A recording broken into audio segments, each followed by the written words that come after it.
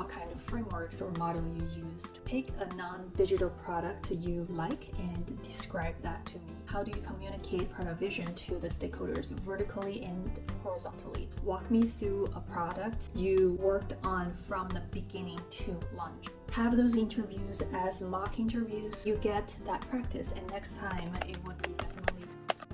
Hi everyone, it's been a few weeks since I talked with you from my last video, and during these few weeks I've also seen more people subscribe to this channel. So for those new friends on my channel, welcome to my channel. I hope you would like the videos that have been posted on this channel, and in the future videos I will be sharing with you. It has been very busy for the past few weeks. As you know that I started to do the quarterly planning for work, and also I did my personal planning for the whole year. Other than everything I just mentioned, I also performed 2 interviews for a product manager role.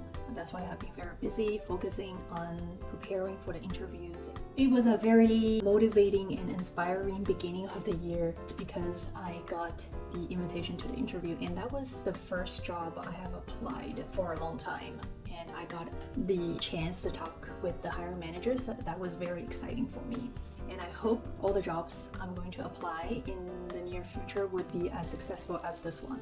So I thought to share the interview questions I was asked with all of you. I know that for different jobs and different companies, questions could vary, but I think the questions I got were similar to those frequently asked questions. I had 2 interviews. The first one was with the technical hiring manager. So usually for these interviews, I think the interviewer would be very skillful in asking questions. I was not asked to go over my resume. All the questions asked me just to validate what I have written on my resume. So it was very quick. One of the questions that was tricky and was asked by the technical hiring manager. He asked me like, how do you assign percentage to your role's responsibility? For example, 20% on strategy, 30% on stakeholder management, 20% on managing or leading a scrum team, things like this. But I was able to handle that, and I gave him a breakdown of a total 100% to 5 or 4 of my main responsibilities. And the other questions this technical hiring manager asked were very basic and easy to answer, so I did not really write down what he asked. Moving on to what questions the hiring manager asked, which is the director of the department. First question he asked me was to tell him about my work, what I have done for my current employer, what I have contributed, and just describe that to him. And second question, how do you prioritize? What kind of frameworks or model you use to do your prioritization? The third question, pick a non-digital product you like and describe that to me. That was a very interesting question, but I was able to nail that. It took me probably 1 to 2 minutes to think about what product I wanted to describe. And if you're interested in hearing the story, let me know in the comment section. Maybe I can share with you in my next video on what I answered to that question. And the next question he asked was, how do you communicate product vision to the stakeholders vertically and horizontally? At first I didn't really get what this question meant, but luckily the hiring manager explained to me, and I didn't answer this question well, so I need to prepare better for the next interview on how to convey the product vision across department and across the organization. The next question, how do you communicate with a difficult stakeholder and how to solve the issue or the conflicts between the stakeholders. For example, if someone doesn't align with you and then they're very difficult and there could be some conflict taking place during the communication, how do you solve that issue? And next one is, how do you manage misaligned stakeholders? Similar question as the previous one.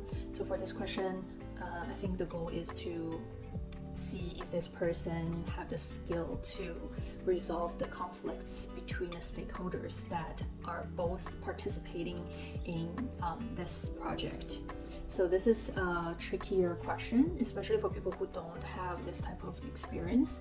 Even sometimes we do not document what method we use to resolve the conflict, and in other cases we are not really able to solve the conflicts or misalignment between other stakeholders. At least for me, I think it's still pretty new to me. And then the next question, walk me through a product you worked on from the beginning to launch. So it's a end-to-end product development, product launch experience. I know for a lot of junior product managers, this might be trickier to answer because usually you only own a part of that process, right? Or you only own a very small feature of a product. But if you prepare ahead of time, I think you can answer this question well. And I believe this question is the frequently asked questions in all product management interviews. And then the next one, if I were going to ask your manager about you, what would your manager describe you? I gave him 3 different answers that my manager would possibly say to him. And he did validate my answer by asking more questions. And then I got tricked there. I was not able to answer him, I guess, with the perfect answer. So I need to work on that. And then the last question he asked, why did you make the move to leave your company or to apply for a new job? So those are the questions I could remember after the interview, and I wrote them down and just wanted to share this with you, and hopefully this could be helpful for those who want to interview for a PM role or who are currently preparing for an interview. I will also include all the interview questions in the description box in case you are interested into reading it. If you have any thoughts about those interview questions, please leave a comment, and if you have an answer and you would like to share, also comment below so everyone can learn from it. And next I want to talk about what are the benefits of having these type of interviews. Product management interviews have always been so intimidating for me. I had a few already, and each time I feel that I would spend a lot of time in the preparation, and I often get burned out before the interview because the range of questions or categories of questions is very wide. You have to prepare questions about product strategy and product marketing. You have to think about product operations, stakeholder management, right? And some technical questions as well, just in case they want to ask. Adding all the questions that you might need to prepare together, it really takes a lot of time to do the research and write down the answers. But there are definitely advantages of having those interviews, right? I would say, like for me at least, the first benefit is that we know what experiences we're lacking. For example, if the hiring manager is asking, how did you grow the product, right? What kind of product growth strategy you used to increase the active users, to increase the user base? If I don't know how to answer that question, then I would know, oh, okay, maybe I need to get more opportunities to work on those type of initiatives. So yeah, that's the first one. Know what we cannot answer, and those might be the experience we need to collect more. Second is when they ask you questions, you cannot answer properly, and you know that you have done work like that. You just don't have the numbers in your mind. I think that kind of reminds us to maybe frequently document what we have done, what we have achieved at our current job, right?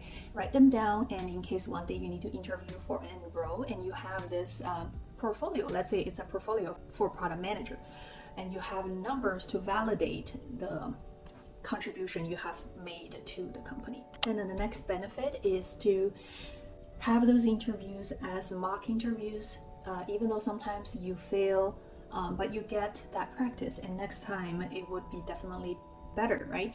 Then you never had an interview. So for me, I think having the interviews would help me to optimize my interview skills and then prepare comprehensively for the next interview opportunity.